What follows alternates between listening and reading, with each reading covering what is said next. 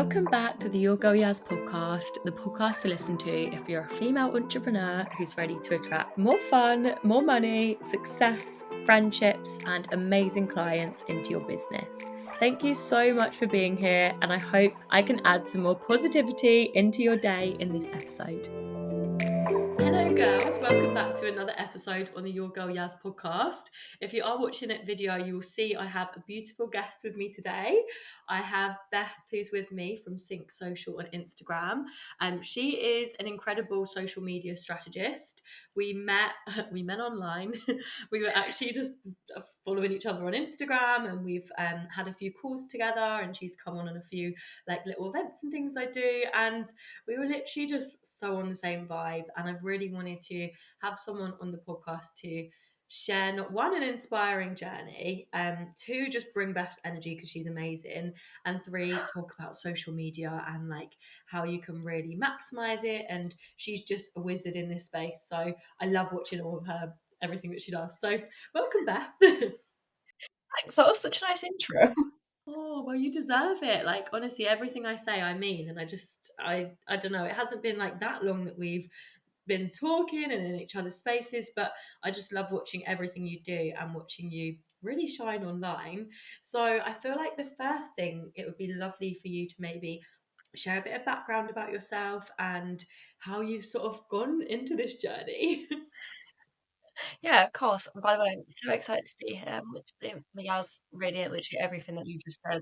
Your energy is insane. So I'm so excited to be here. So, as Yaz has kind of said, my name's Beth, and I'm the founder of Sync Social. So that's basically a marketing agency based in Leeds. I've been in marketing for about 5 years now. I graduated from uni in 2020. In the middle of COVID, was literally like, I have no idea what I'm going to do.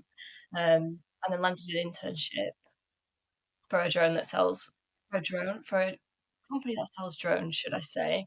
Not a space I ever wanted to work in or had any idea about, but it was kind of like my first taste of marketing. Did a little bit of everything there, and I ended up taking on a full-time role there. Was there for about 3 years, and then decided to go into the paid space because my job in-house was very organic and I wanted to learn Facebook ads, LinkedIn advertising, Pinterest advertising. So I went to a specialist agency for that. And throughout this whole time, I kind of knew that I wanted to start freelancing, but I just didn't have the confidence to do it. I was like, I'm just not qualified enough. I've got not enough experience. I'm not even going to get any clients. So when I was at the agency, that ended up being acquired by an agency of about 100 people. And I'm so introverted, that's my idea of hell. So I kind of took that as my sign to start freelancing. So I set up my business and just kind of went into it, started posting on Instagram, gaining a bit of traction, started my community, and really luckily ended up having a family member that wanted to outsource their organic social. So that was like my first client and my first taste of, working with a client that wasn't my job and getting used to communicating, doing things on my own terms. And then, so this was July of last year. I set myself the deadline of December to hand my notice in. So then from January this year, I've been full time self employed. Oh my gosh. And that's not a long like time in the grand scheme of things, is it, to go from being in that security and like all of the perks of having a 9 to 5, and like, that's what you've been doing for a long time in that sort of world, and then, like you say, the scary, like, oh my gosh, all of a sudden going out on your own, and luckily getting your first client, so you had that like sort of first sort of dive into the world. And how has the journey been since then? Like, how did you find it, maybe at the start, because I know a lot of people can relate, or maybe a lot of aspiring like full-time online business owners in that stage and in the 9 to 5 and feeling that struggle. So what was that sort of like turning point that you were like, okay, I'm gonna go all in with this? I don't think there was one exact moment, which is probably a really annoying answer. I think because the acquisition happened, I don't think if that had happened, I probably would still be working for the agency because, like you say, it's like security and it's what you're used to. So the agency I was at before was literally me and four other people, which might sound like hell to some people, but I loved it. I learned so much. And then when that environment changed and I was in an environment of 100 plus people, I had no idea, I had no real voice there. I was like, right, I'll just start freelancing. This is probably the ideal time. I can just give it a go. And then if it doesn't work out, I can still work. And then, so I set up my business in July. And then it was about September. I was gaining traction on Instagram. And I was like, I need to go full time with this because I don't have the time now to like dedicate my whole life to doing it. I'm doing it on the side. My weekends were just becoming consumed with doing this client work, trying to grow my Instagram, and it was just a lot. So that's when I sat down and I kind of thought, how am I going to get out of this? What's the plan? How am I going to get clients? How am I going to manage my finances? And then setting myself the goal of December, I had something to work towards. So in the back of my mind, like the remaining months of the year, I was like, I've got December, I need to put the groundwork in. And I kind of started the fundamentals of setting up this business. I mean, that sounds like I had it all sorted. I really didn't. When I at the time I handed my notice in December last year, I still had one client. But then the weird thing, on my last day of work, I had some inquiries. I had 2 inquiries come through on Instagram, and I'm still working with those clients to this day. So it's like the universe, it all worked out in my favor.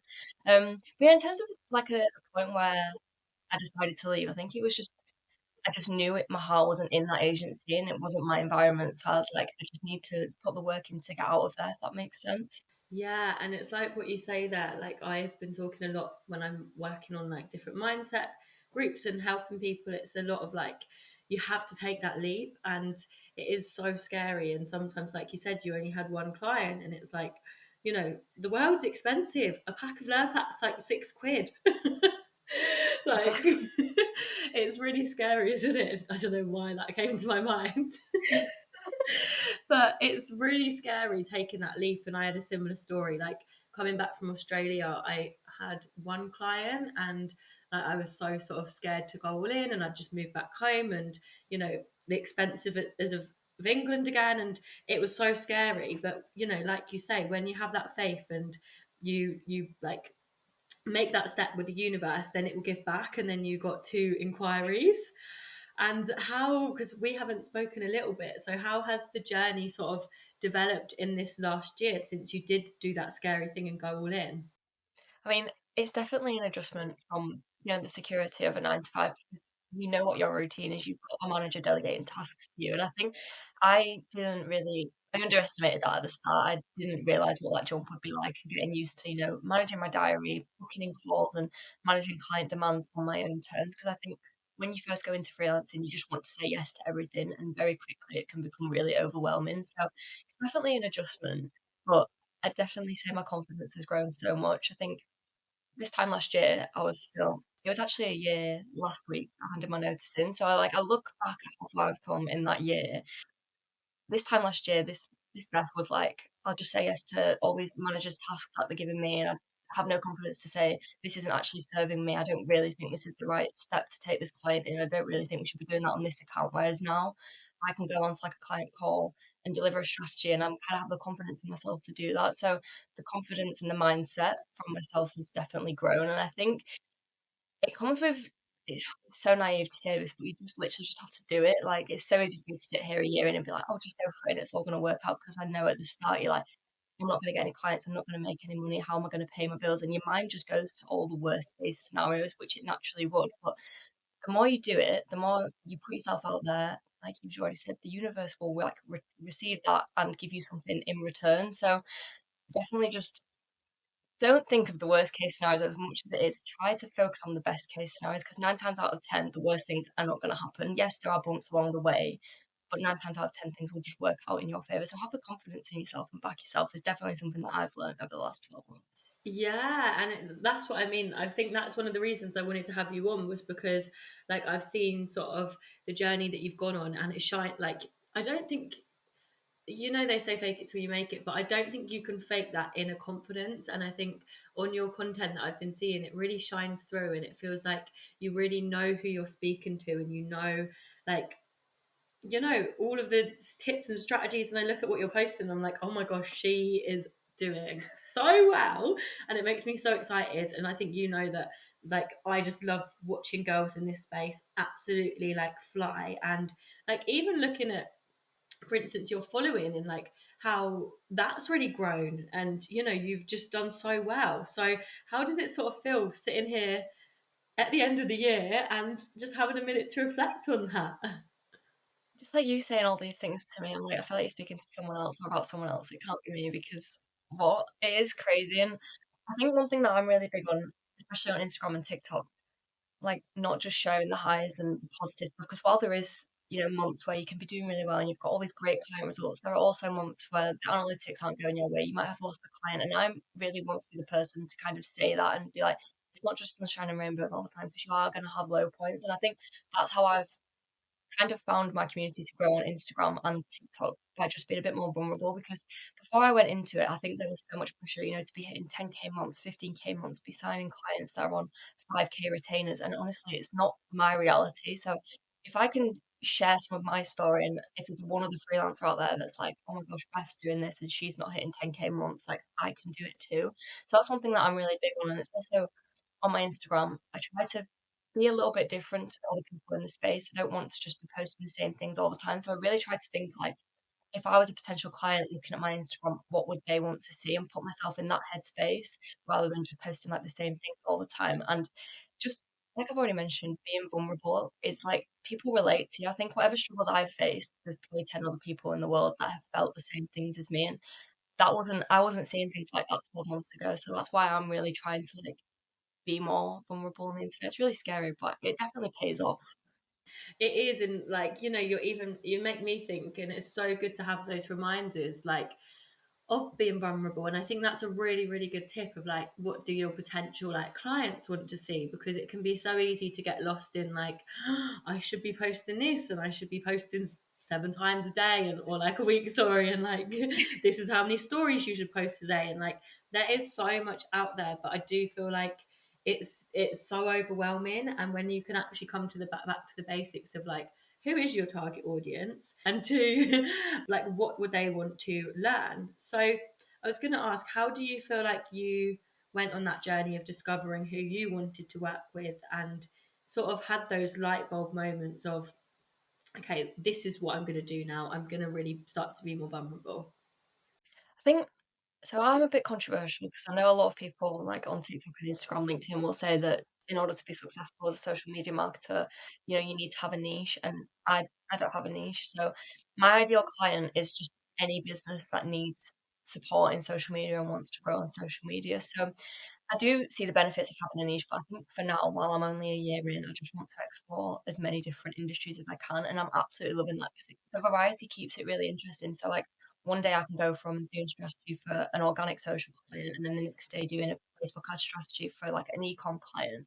And I really like that. So, when I'm thinking about the kind of content, I always think, what is like someone, whatever niche, what are they going to struggle with on social media? It's 9 times out of 10 finding the time to put together a social strategy and actually thinking, what the hell do I post? Because it can be so overwhelming. So I always think, what would they want to see and how can I address their pain points? And I also, you mentioned there about posting 7 times a week. Oh my gosh, like there's so much pressure to have this consistent posting schedule, and it's showing up every day and it's posting 3 stories. And I'm really big on that doesn't need to be the case. Like consistency is whatever works for you.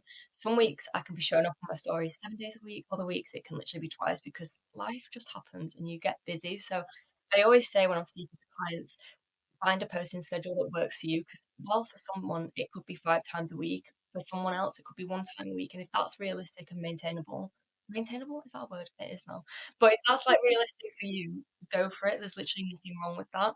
And always put yourself in the position of your like customer, your potential buyer. What would they want to see? Because I think it's so easy to talk about all the great qualities of yourself. Like, I've got all these accreditations and I've worked with 10 clients and got these results. Yes, that's amazing. But like, what does that actually mean for someone coming to your Instagram? Think about what a potential client would want to see and how you can help them. This is why you're so good at your job. Like, I think you're just asking the deeper questions that, even for me, it's such a nice reminder, because I haven't really had much like, like, I was actually thinking that the other day, I was like, I'm just posting and posting and posting, and like, I don't I feel like I need to do some sort of strategy or something, just to have a little. I think it's really good in business to have like chapters where you reflect and think like, okay, are we going to do this going forward? Like, what works, what doesn't? I'm very just like crazy, just post whatever feels good at the time. If that works for you, then go for it. There's nothing wrong with that. Thank you. But it's really nice to have these sort of reminders of like just bringing it back and asking yourself those deep questions, like I do with clients for mindset. Like, it's so important with social media. And how do you feel like it does really benefit when people maybe get a bit deeper and ask themselves more questions around like who their target audience is, who they want to reach, like why they're posting certain things?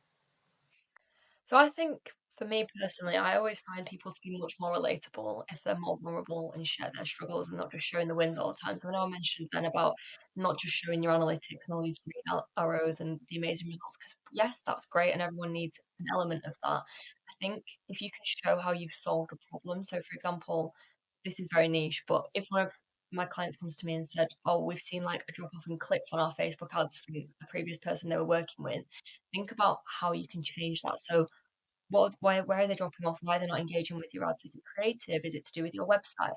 How can we fix that? So show how you actually solved someone's problem, break it down, show them the steps that you took to achieve like the solution to this problem. No one just wants to see like we all the time. So I always like recommend, instead of talk about we, talk about you, talk about the client, talk about the like, problems that someone's facing. Because if someone can see that you posted, I helped a client achieve a click-through rate of 3%. They're gonna see, "Oh, mine's dropped off and I'm in a similar space," and they're gonna relate to that. You can flip it so you're talking about a person in their shoes. They're gonna think, "Oh, they're talking to me directly," and be more inclined to engage. So I can't stress enough, put yourself in your customers' shoes. Build your customer personas. Like for me, on my Instagram, I have 3 different customer personas, which you don't need to have 3. I just find that what works for me because I have social media managers engaging with my content. I have business owners, and then I just have like some people who want to be freelancers and then look at me for inspiration. So I have those 3 different content pillars, and I break down every piece of content into how that's going to hit every single one of those content pillars. So aim for every piece of content to have some meaning behind it. Sorry, I feel like I'm just talking about 10 different things here, but there's just so much I want to say. No, I'm so invested, and you've got my brain ticking. Like, I think this is gonna, honestly, I'm gonna recommend this episode so much because, like, you're on it. You're saying the real things that people actually need to hear and need to listen to. Like, even my brain's going there. Okay, what content pillars do I have? So I'm like, okay, I have the female entrepreneurs that would follow me for the mindset things. I have maybe the retreats and people are interested in coming to a retreat, but you're just making me think. So I'm definitely going to listen back to this episode and like do some journaling on it. So, okay, I love carry that. on. Just keep talking all day. Yeah, it's fine. Love this. I was going to say, so how much time, or like for someone listening now and thinking, okay, like I need to actually put myself in my customer's shoes or client's shoes, like how much time would you say to dedicate a week to maybe thinking about this, or like how would someone go about starting this journey of like thinking a bit deeper in their social media? I think it's so hard to answer that question because it's different for everyone. So I personally, for clients, look at customer personas once every quarter just to kind of make sure they're aligned with business goals, because there's no point in targeting a client if they're not your, well, if they're not your customer, like your target client, should I say. So you need to kind of look at them every quarter, refresh, think about what the business goals are and what kind of customer is going to help you get to those goals. In terms of like just getting started, I know it can feel like this mammoth task, but it really doesn't need to be like that. There are so many templates out there online. If you literally type in customer persona template, millions will come up, and you can just take them and put your own information in there, and it will help just make it feel less overwhelming.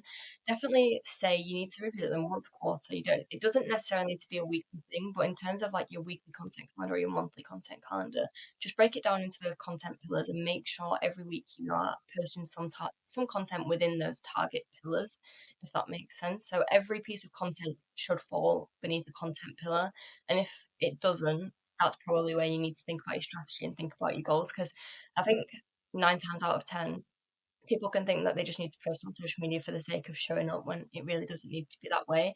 If you kind of think about it in the sense of what is this post going to get me? Is it brand awareness? Is it website clicks? Or is it sales? Then it becomes a little bit easier to think about your strategy and think about the goals behind each post. That's the way I always do it. So I think about, for example, if I post a reel and it's like a meme, what is the goal of that? It's shareable. So I want people to share it. I want people to comment. I want people to find it funny. So always think about what the goal is behind your post and what people are going to get out of it. Oh, I love that. I think that's so, like so valuable. I had a few questions. The first one was around a customer persona because like even me, I wouldn't know what that means. So what does a I know I'm learning so much. No, I'm like, I'm just here living my best life. no, that's, I love that. Me too. But what would a customer persona mean? So basically, in simple terms, it's like your target customer, the people that you want to be engaging, or I guess like long term you want to be purchasing from you or you want to be working with. So I always think about, where are they hanging out? Like, what is their job? What is their income? What is their age? Are they male or female? What are their personality traits? Like, what do they struggle with? I think if you can define like the struggles, it will make it so much easier to like put your content pillars together. So for me, it's obviously ideally business owners. So what do they struggle with? It's not having the time to post on social media. It's not knowing what to post on social media. It's not feeling like they've got the resource to like post on social. And I think, for example, how do I answer those questions or give them solutions within my content? So break it down into who they are, what they do, and what struggles they face. I think if you can start with those things, put those together, that will then form like a nice basis for some content ideas, which will then lead into like content pillars. I think just to make it simpler, you don't need to have your content pillars at the start. Maybe start with your customer personas, see what struggles your target client is facing, and then use that to like make your content pillars. Like, you don't need to have the content pillars defined first, because I think if you do have your content pillars defined first, you'll probably find it really hard to create content and actually defined like what your customers, your target customers, are struggling with. So definitely do your customer personas first, and then go into like doing the pillars and then posting on the back. Yeah, and I think it does change. Like I started off doing like self-love coaching for from June till December, and it was like 6 months of like built a whole self-love program, and it was just for everyone. And then that's when I moved into, well, actually I've just got my first online business client and I really like this, and I transitioned fully into that. So you do go on a journey and you don't have to stick to one thing. And I'm a year and a half in and there's so much that I'm learning. I think one of the best things is not feeling like you have to have everything figured out. Like I will happily hold my hands up and like always just want to ask questions and always want to be learning.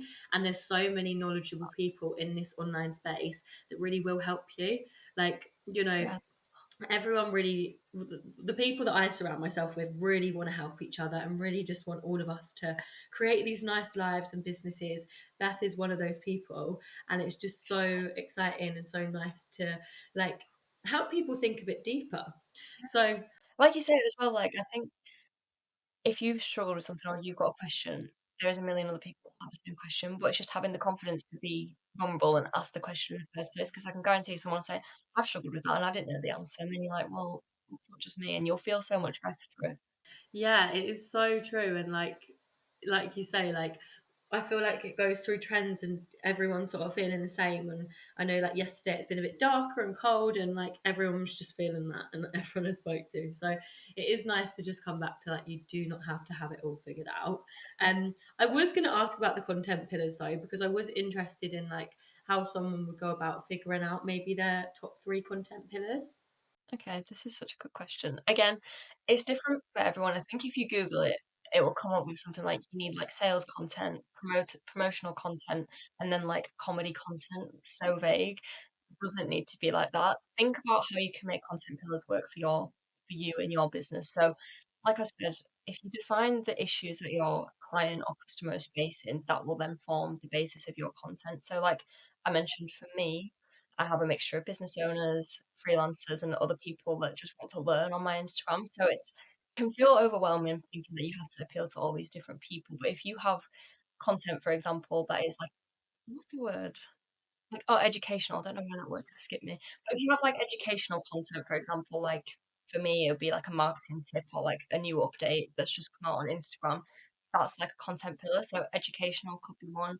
I mentioned promotional. So I think you do need to have a mix of sales content in within your marketing strategy. It doesn't necessarily have to be like I've got 10% off, because no one wants to see offers all the time. But just reminding people from time to time of your services and how you can help. Because while the educational content's always really good and people want to learn, you do need to remind that I'm here and I would love to work with you. I'd love to help you. So defining content pillars that work for you and your business are really, really important. I think there's a lot of pressure to be constantly posting like promotional stuff all the time. And yes, it's great, but you need to just have like a wider strategy of educational, promotional, and then also like the humorous stuff. Like, people love memes. I know, like on Instagram for me, I'm just constantly scrolling and finding social media manager memes, and I love it because I'm like, I've never had an original thought in my life. No, it is so true, isn't it? And just taking the pressure off. Like something I've been struggling with recently is like content overload. So I have the podcast content. I like creating little vlogs of my life's been crazy recently. So vlogs, like advertising for like retreats and self love events, and then posting about my coaching. And like sometimes it can feel a bit overwhelming in a week, thinking like, oh my gosh, I've got all of this content that I actually like need to post or want to post, and then sometimes feeling like, oh my gosh, like there's just so much sort of going on. Yeah. So do you have any advice for that? Because I reckon quite a few people are maybe in the same boat of like having all of these different avenues and all of these things they want to post, and then it's like taking just maybe trying to take the pressure off a little bit. Yeah, do you know, I think this time of year as well, it's so hard because I've seen a lot of people on TikTok are doing Vlogmas, and I'm like, how are you doing that every day? Because that, it to me is, I just wouldn't have the time to edit and post every single day. I definitely feel like that at the minute with I have so much Christmassy stuff I want to post, but then I also have other client stuff that I want to post, like I want to share, and I've also got memes that I want to share, and I'm like, where do I start? And that's when I think if you have a posting like schedule and strategy that works for you, it helps to alleviate that overload and feeling like, oh my gosh, I've got so much, I don't know where to start. If you can plan your content in advance, so for me, I always sit down on a Sunday evening. I know it probably sounds really boring, but it just helps me feel organized and ready for the week. So I go through on a Sunday evening and plan my 3 posts a week on Instagram. So if I've got clips over the weekend, like little vlogs that I want to post, I'll plan that. And I know on Wednesday I've got a vlog going out on TikTok, and then I've got static going out on Instagram, for example. And think about blocking out some time where you can think about what's going out on each platform. I know it can feel like you need to be showing up on every single platform every single day, but you really don't. And what I personally do is repurpose a lot of content from Instagram to TikTok or vice versa. So having that time on a Sunday, I then know what's going out when, and then backlog my content. So whatever's like left over from say next week, for example, I can then put that over to the week after, and then I'm not thinking this time next week, oh my gosh, I'm gonna have to think of new content ideas. So I would really recommend finding a person schedule and sticking to it because it helps to just break it down and you know what's going on when and you've got a plan. And I also always think as well, if you have like some content that's ready to post and then, for example, something goes wrong one day and you can't post the content that you wanted to, you then got a nice backup. So definitely, I can't stress enough. Find a person schedule that works for you. And if it's 7 days a week, great. If it's once a week, that's literally, there's nothing wrong with that at all. Yeah, and that's really nice to hear. And I do think like for me on a Sunday, I'll like plan out my week and just like get it all thing. But then sometimes I'm like, okay, content wise, it has been right. I've got to give myself a bit of grace. I've been away a lot, so it's been sometimes like here, there, and everywhere. But I think it's just really nice to highlight that like just having it's like the gym, isn't it? Like if you stick to your plan, you'll hit your goals. So just make it in it, and just having that strategy and structure in place just really does help. Now, just as I was It saying does. that, something came to mind. How do you feel like people can take pressure off themselves from like hitting numbers and like followers, like counts, like, what's that number that pops up of how many people are viewing your thing? Yeah, the goalposts change every single day on Instagram. So one day it's views, next day it's followers. It's like it can feel really overwhelming. And I think on Instagram it's very easy to get caught up in the numbers when you're checking every day and you can see the green arrows, which we love, and then other days it's red, and you just think, what am I doing wrong? I always think it's different for everyone. I think this time last year when I was just starting out, I was seeing all these freelancers with like 5,000 followers and thinking, comparing myself to that, a client's going to want to go with a social media manager that has 5,000 clients. But honestly, it's not about followers. Instagram has changed so much over the last 5 years, and it's probably going to change in the next 12 months and the next years beyond that. Followers really aren't everything anymore. I think it's all about your community now, and I'm so big on getting that across in social because while having 5,000 followers is amazing, if only 1% of your following is seeing your content and engaging with it, what are you actually getting out of those 5,000 people? So always flip the mindset into you're growing. Your followers might not be growing, but you're growing an engaged community of people who are seeing your content and are actually interested in what you have to say. Because if you've got a smaller following, but they're more likely to buy from you, I think a lot of people would prefer that to then having 10K followers. And it's so interesting because a lot of time when I speak to clients for the first time, like on a discovery call, they're like, oh, we want to grow to like 20,000 followers. And I'm always like, what are you actually getting out of those 20,000 people? Because while it might look really impressive, if they're not going to your website, if they're not going to your events, like, what are you actually getting from it? Probably not a lot. And it does become really obsessive, and I'm guilty of it, looking at, like, my views, thinking, "Why did this reel not perform really well, but on TikTok it did really well?" I'm like, it's so difficult, and I think it's easy to beat yourself up and think it's on my content, and I promise you it's not. Instagram especially, it can feel like you're just fighting a losing battle, but the numbers aren't everything. You're posting and you're enjoying what you're posting, and your followers are getting value from what you post. And what I mean by that is, you might think that's really difficult to like know if my followers are getting value from it, but metrics to look at are like comments, DMs, replies to your story. I always think that's a really underrated. I know it's difficult to measure, but it's really underrated. Like, I know I love like engaging on stories and replying to people, and you can't really measure that, but the conversations that you have in DMs can be so much like you can get so much value out of it. So it's not doesn't have to be about followers, doesn't have to be about views. It's just thinking about the value that you're giving to your audience, and that's something that I just really want to get across to people because, yeah, I think looking at followers can be really demoralizing sometimes. That answer could not be more perfect, because it's like the community is everything, and when you have that, it's like a, if you take the pressure of the numbers and, ask yourself the question at the end of the year, instead of like, well, how many people have I, inspired this year, or how many nice Mm, conversations have I had, or how many people have come to a masterclass of mine or signed up to my yeah, email, like, just taking it, sorry, I ended up going towards the numbers, but like, how many people no, have really, like actually engaged with me and, had that impact. And it's like the butterfly effect. When you have that impact yeah, on one person, then you could share something that could help someone in their circle, so it's yeah. such a nicer viewpoint, and I'm just so grateful for you saying that, because it's like, it just takes the pressure off, like, even just hearing Yeah, and I that. think the big thing on social as well is like everyone expects to start posting consistently, and then the followers are going to grow and they're going to get like thousands of followers. But organic, especially, is such a long term game, and you really need to put the work in to see results. And I know when you post in 3 times a week and you gain in 2 followers, it might just be like, what am I doing this for? But then in 6 months, you're gonna look back and think, "Well, I've only gained 50 followers, but how many meaningful connections have I grown? How many people have I started engaging with and growing the community that way?" And not putting the pressure on yourself to grow 1,000 followers in a week because it's just not realistic at all, and you're not gonna maintain it or stick to it when those numbers you're not hitting them because 'cause you're gonna think, "Well, I'm not getting anything out of it." Yeah, it's really tricky. And that's what I mean. Like, for me, like, just sharing a bit of success that isn't around numbers. Like, I've been running my business for nearly 18 months. And like, it's just crazy the connections I've made. And like, one of the highlights of my year has been like having a retreat and getting everyone together, and like actually like the human connection, which I just think a lot of people are missing. So, and that's 100%. going to be a big thing for me going forward, is just like, just getting everyone together and having fun and like taking the pressure off, because like you say, everyone is struggling, aren't they? Like, everyone is in this same boat, like, trying to hit this invisible target that's unreachable.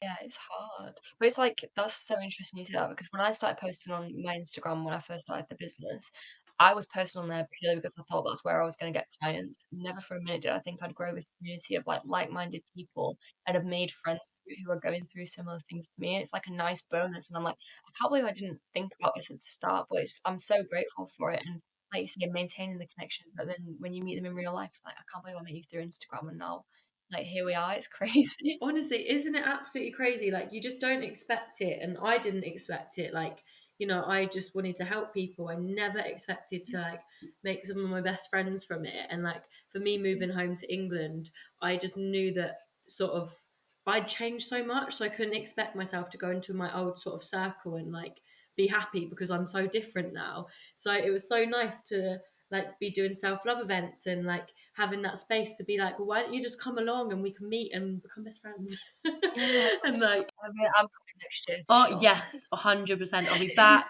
We're doing the retreats. Like, and this is the thing. I think all of us are in it for the long run. So how special that, I just see the difference between those people in the industry that have like made the effort with everyone, to Yeah, those that maybe just keep to themselves.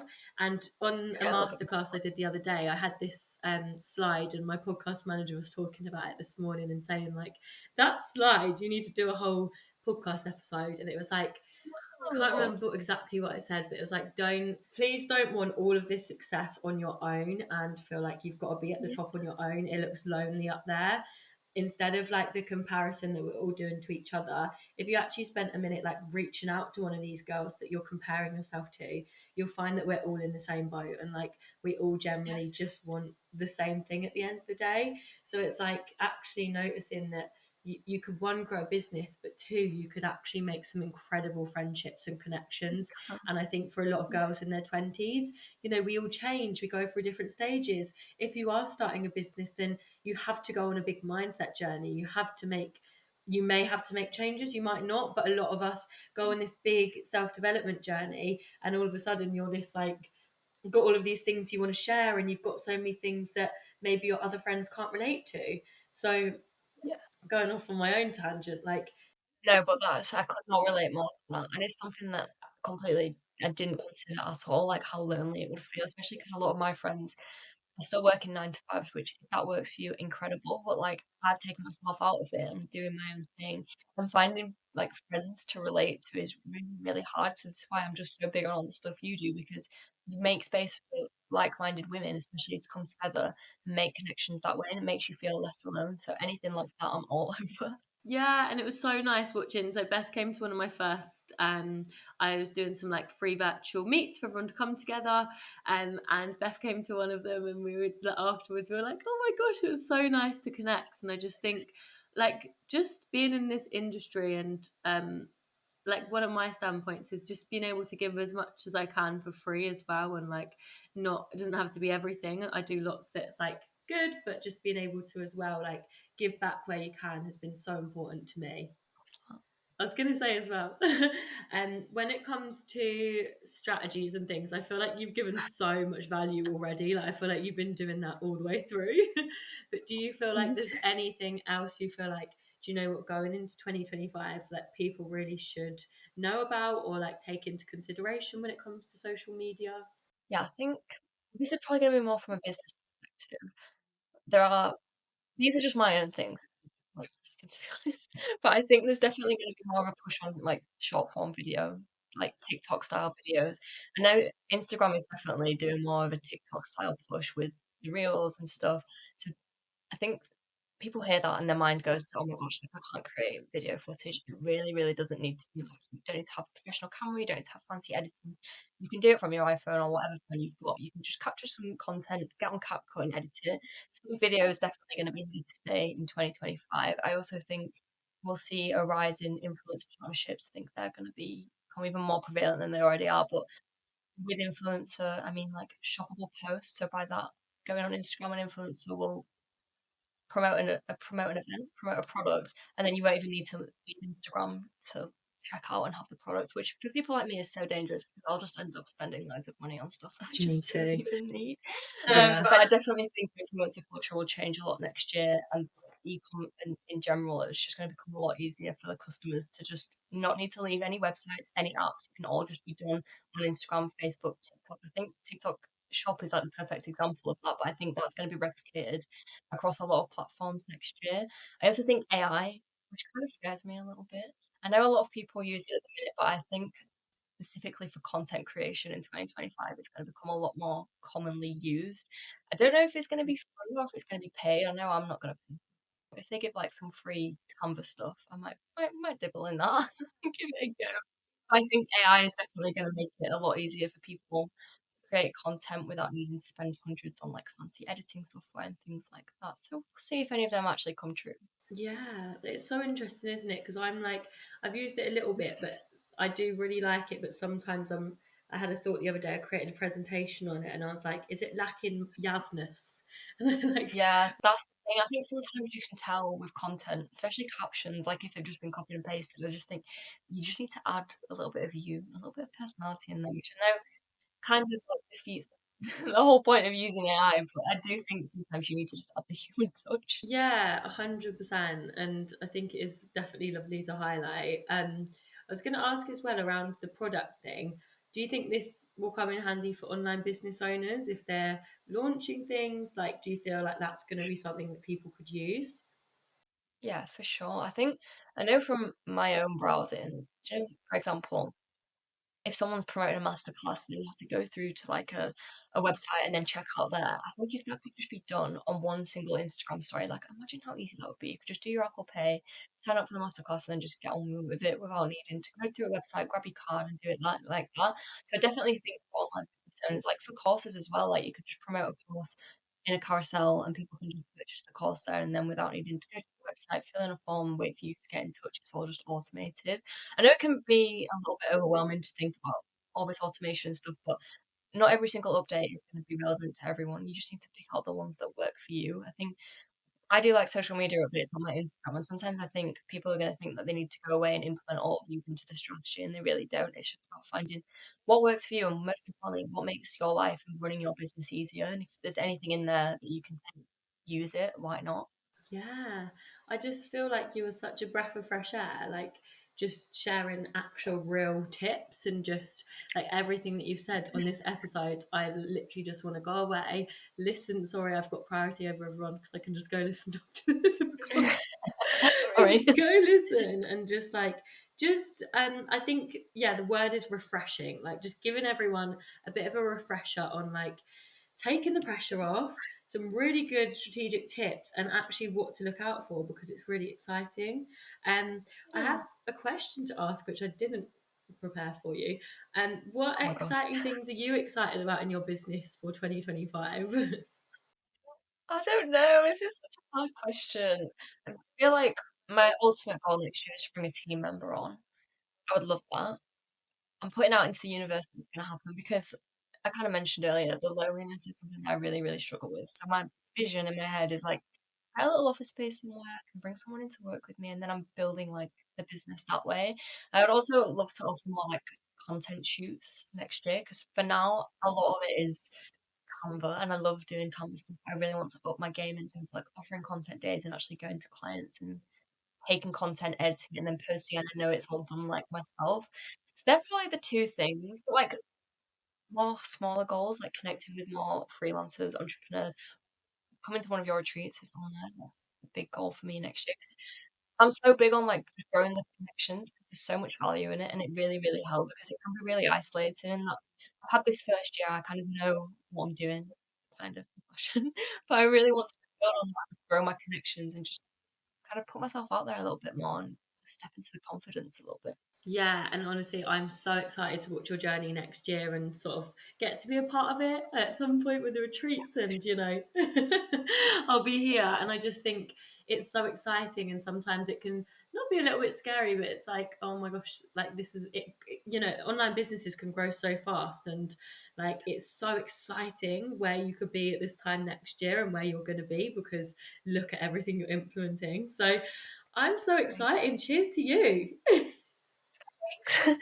Honestly, I've really, really enjoyed this episode.